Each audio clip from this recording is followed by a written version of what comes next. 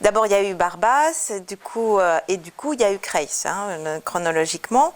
Et c'est vrai que l'un comme l'autre ont amené à devoir rencontrer pas mal de gens du cru, qui étaient sur le terrain, qui étaient...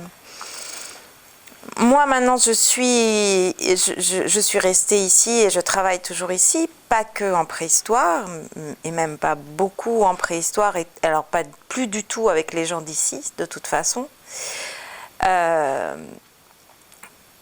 parce que c'est impossible. Bon, alors là, on peut discourir, parce que je ne sais pas si c'est vrai, c'est aussi très subjectif, ça vient et de eux et de moi, mais, et de nous, mais...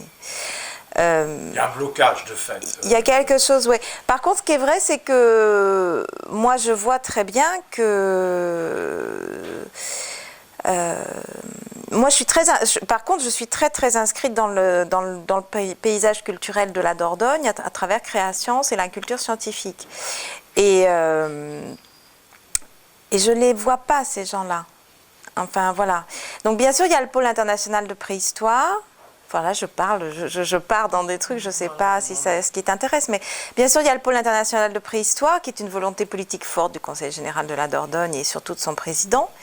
Bon, voilà, il y en avait qui avaient des danseuses un temps, là, ils ont des musées.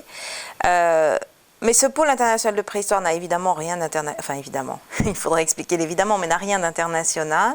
C'est en fait quelque chose de très, très local, vallée de la Vézère, et puis touristique au moment de... Enfin, et une volonté de développement touristique, parce que ce n'est pas le cas. Il n'y a pas un seul préhistorien dans ce pôle international de préhistoire. Il n'y a que des gens qui sont mis à disposition de droite et de gauche, et puis une documentaliste qui travaille très bien d'ailleurs. Et puis un directeur et une nana qui... C'est Claire Peyre, la documentaliste, je crois. Je ne sais plus si c'est elle encore. La secrétaire de mairie de mon père. Ouais, c'est possible. Il me semble avoir vu ça sur un document. Ouais. Sur la lettre du PIP, en bas j'ai vu Claire Peyre, etc. Et moi, c'est quelqu'un que je trouve très bien parce que justement, elle avait, dès qu'elle avait pris son poste, alors je ne sais pas si c'est elle qui est là depuis l'origine, mais en tout cas, elle a pris contact avec tout le monde, c'est-à-dire même les individuels, enfin les gens qui font de la préhistoire, quoi. Elle a maillé le territoire avec... ce que fait pas du tout le pôle international de préhistoire. Bon, pareil. Ça, c'est... Enfin, ce que je veux dire par là, c'est que c'est la préhistoire, moi je dis souvent en rigolant, mais c'est comme beaucoup de plaisanteries, il y a du vrai. C'est que quand j'étais étudiante en préhistoire à Paris et je prenais le métro et qu'il y avait sur les murs du métro ces immenses 4x3 avec le taureau de Lascaux disant la Dordogne, pays de l'homme. Moi, préhistorienne, je me disais oui, c'est vraiment le pays de la préhistoire.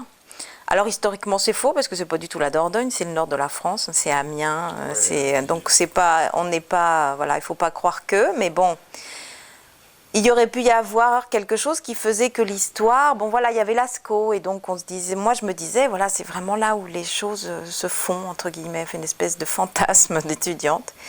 Et quand je suis arrivée ici, quelques années plus tard, je me suis rendu compte que certes il y avait Lascaux, qui était déjà fermé depuis très longtemps et qui avait déjà son facsimilé depuis très longtemps aussi. Donc quand je suis arrivée ici, ce qui m'a surtout étonnée, c'est qu'en fait il ne se passe rien en préhistoire. Il ne se passe rien au niveau de la recherche, ça c'est clair.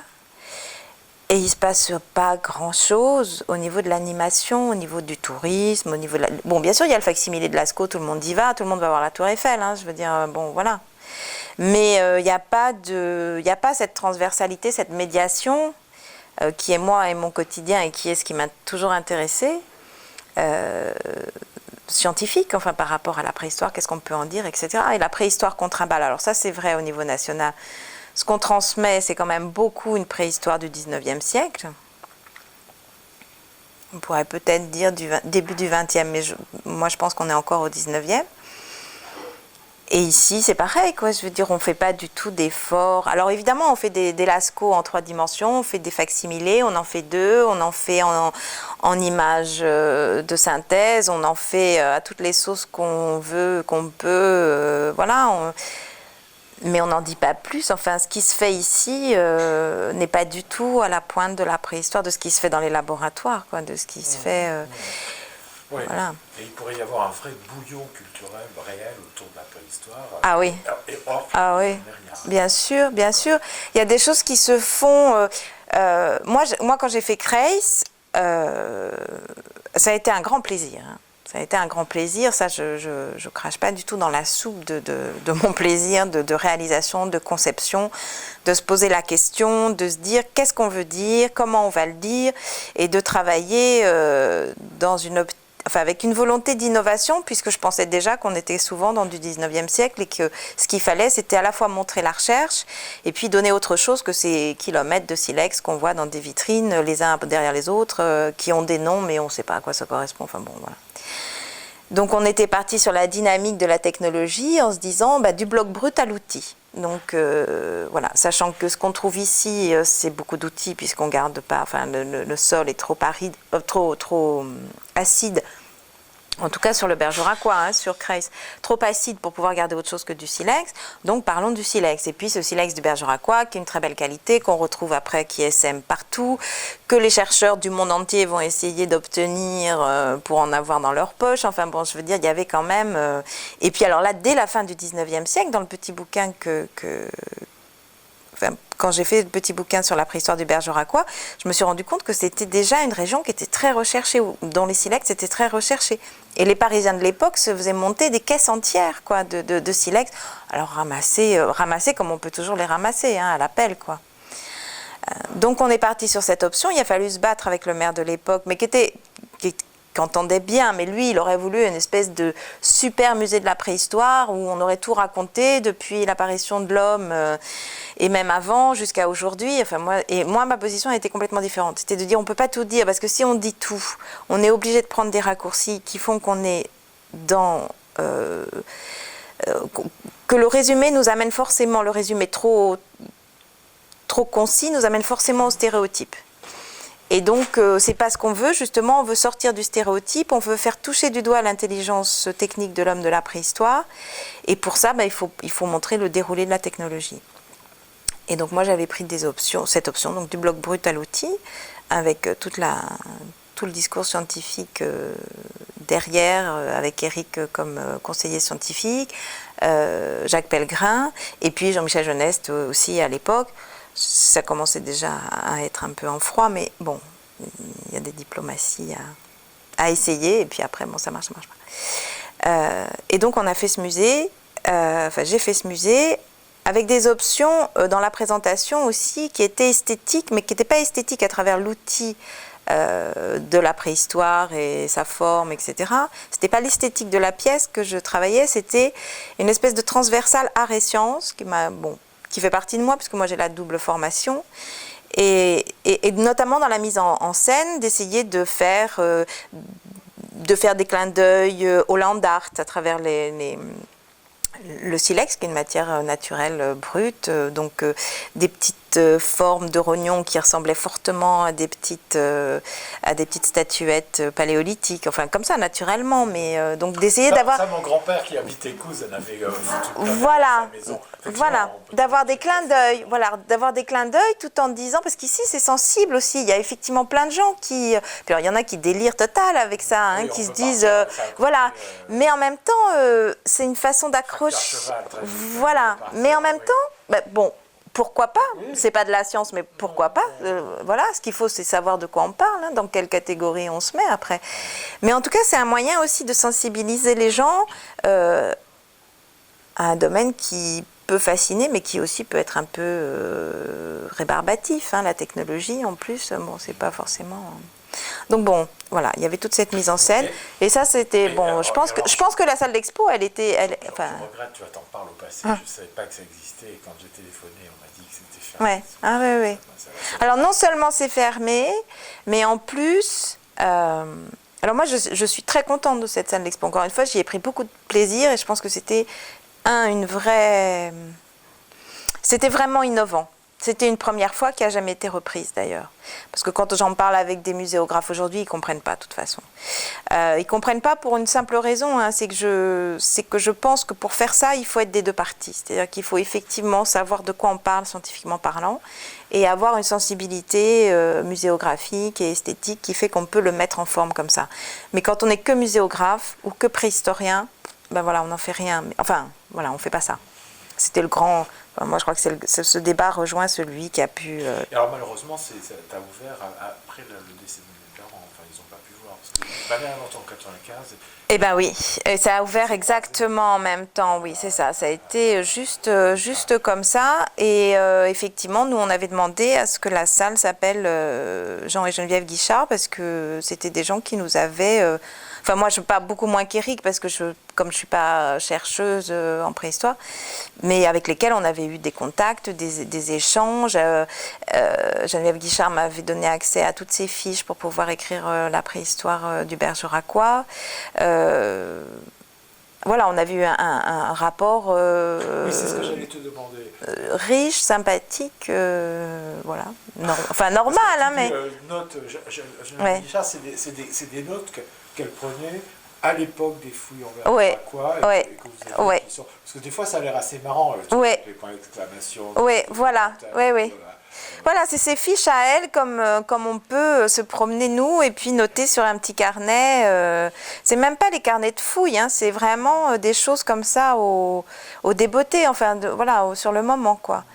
Et parce que bon, ben ici c'est bourré de silex, c'est bourré d'archéologie, bourré de gens qui en ramassent partout et qui ont une connaissance du terrain qui est extraordinaire et qui se perd parce qu'elle est pas notée. Le seul bouquin qui existe sur l'archéologie du Bergeracois, c'est le mien. Enfin, c'est ce qui est un fascicule, ce qui est ce qui est rien, quoi. Enfin, je veux dire, voilà, ça a le mérite d'exister, mais de toute façon, pour les politiques de Dordogne, la préhistoire en Dordogne, c'est les Aïsi, c'est Cro-Magnon, c'est Cro-Magnon-Lascaux. Hein, bon, voilà, c'est ça. Alors que objectivement, scientifiquement, c'est pas Lascaux qui fait avancer le schmilblick. Ça fera peut-être avancer le schmilblick de la conservation des grottes ornées et du fonctionnement des grottes, etc., etc., qui est un domaine qu'on connaît assez peu. Mais à part ça, je veux dire, Cro-Magnon, de toute façon, ça a été fouillé dans des conditions qui sont... C'est pas exploitable, tellement plus que... Voilà. Enfin, moi, avant ça, j'avais fait un ouvrage sur les sépultures de la préhistoire. Cro-Magnon, c'est pas exploitable du tout, quoi. Bon, alors c'est notre emblème national, historique, de notre filiation, c'est notre espèce de Gaulois préhistorique, mais bon, je veux dire, scientifiquement, ça fait pas avancer le schmilblick. Lascaux non plus. Je dirais même que ça le sclérose parce que ça focalise sur des points qui ne sont pas forcément des points déterminants. Parce que voilà, des grottes ornées, il y en a plein partout ailleurs, si on veut bien regarder. Dans le sud-ouest, il y en a vraiment beaucoup, beaucoup évidemment. Hein, le fameux franco-cantabrique, c'est pas nouveau, hein, et ça bouge. Et les cantabriques espagnols bougent beaucoup, pas du côté forcément de l'art paléo, mais en tout cas, ça bouge. Ils ont leur Movida là qui commence qui s'est mise en branle et qui commence à donner ses fruits. Il y a d'autres choses en Dordogne et puis bon, l'industrie lithique du point de vue de la préhistoire, ça c'est mon point de vue, c'est vraiment ce qui fait avancer. C'est vraiment un domaine où les choses avancent. Voilà. Mais malheureusement, c'est le moins médiatique. C'est le moins médiatisé parce que c'est le plus compliqué. C'est vrai qu'il faut se poser la question de la transmission, des modalités de transmission, la médiation, comment on l'a fait, etc. Mais moi, je sais que sur le musée, j'ai eu beaucoup de public et ça a très bien marché. Parce qu'il y avait la mise en scène et puis parce qu'il y avait des gens qui étaient là pour en parler. Pas trop chargé, j'imagine. Non. Oui, non. Il y avait... C'est ça le risque. Non, et puis on trouvait tout. C'est-à-dire qu'on trouve. Ah, voilà, c'est ça. Donc moi, j'ai refusé de partir des origines à nos jours. Je n'ai pris qu'un axe très précis. Et Et cet axe, je l'ai tenu, c'est-à-dire qu'on part des blocs bruts et qu'on a toute la séquence de débitage ou de façonnage. On a tout le biface dans sa coque, et puis on peut toucher, c'est-à-dire qu'il y a la possibilité, on peut utiliser aussi. Donc on est dans quelque chose d'un peu interactif, modestement avec les moyens qu'on avait, mais d'un peu interactif. On n'est pas là devant une vitrine où on regarde 512 000 bifaces qui se ressemblent tous et on se dit, ah bah oui, vous avez des bifaces. Ah oui, super. On passe à celle d'après, il y a 350 grattoirs, voilà, et on se dit, ah, ils faisaient des grattoirs, super. Et puis après, bon, etc., jusqu'à arriver aux petites lamelles où à la limite on se dit, ah bah tiens, ils faisaient dans le petit, là. Bon, enfin bon, et puis on n'en sait pas plus, quoi. Enfin, on a tout ce qu'il faut pour pouvoir gamberger de façon fantasmatique. Moi, mais tu vois, j'ai été visiter pour la première fois de ma vie les Antiquités nationales il y a un mois. Et, à Saint-Germain-en-Laye. Ouais. J'ai trouvé que c'était à peu près digeste, ouais. Tu vois, je sais de pas la même façon que la salle de typologie n'est pas tout à fait en musée, l'était aussi. Ouais. En revanche, la salle actuelle du musée... Ouais. Moi, je ne suis pas allée aux ici. Je te jure, c'est pas du tout du dénigrement à 2 balles, mais je veux dire, c'est complètement assommant, quoi. Moi, je n'y suis pas allée parce que ça va m'énerver. Enfin, je crains que ça ne m'énerve fortement, voilà.